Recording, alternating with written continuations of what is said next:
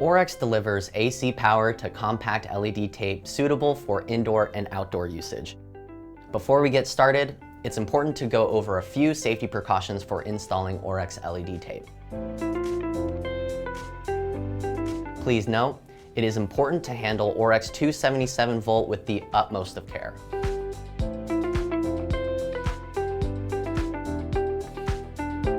To begin the installation, first measure and cut the channel and lens to length as needed.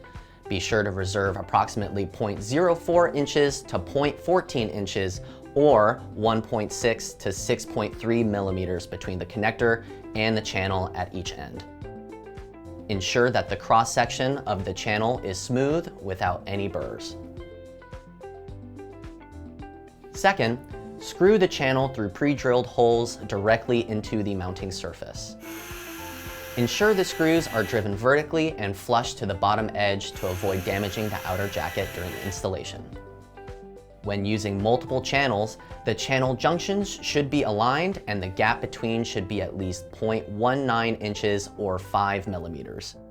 Do not connect two channels at an expansion joint. Instead, cross the expansion joint near the middle of the channel. Third, remove the 3M backing and apply the LED strip into the channel. Note, the power feed and the end cap will extend past the end of the channel.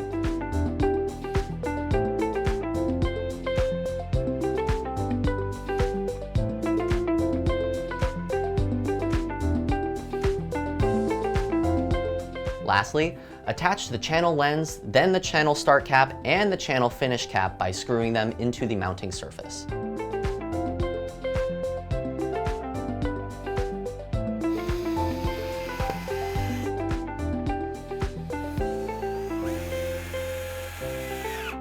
For Aurex 277 volt, Aurex and Aurex Title 24 products with a hardwire cable, hardwire in a standard J-box.